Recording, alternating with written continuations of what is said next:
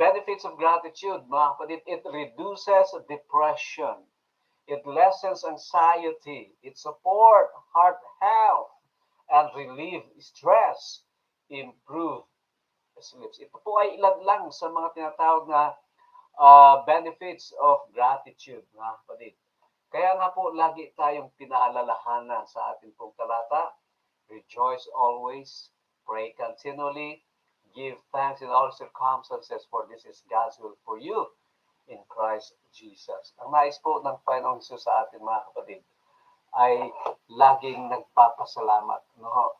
So we have to develop, mga kapatid, the attitude of gratitude.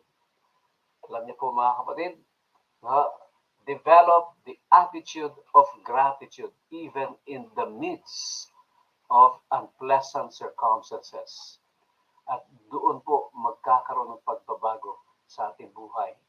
Subukan lang ninyo, mga kapatid, araw-araw, anuman ang mga karanasan at kalagayan, purihin at pasalamatan ang Panginoon. At makikita ninyo, magkakaroon po ng mga pagbabago sa ating buhay.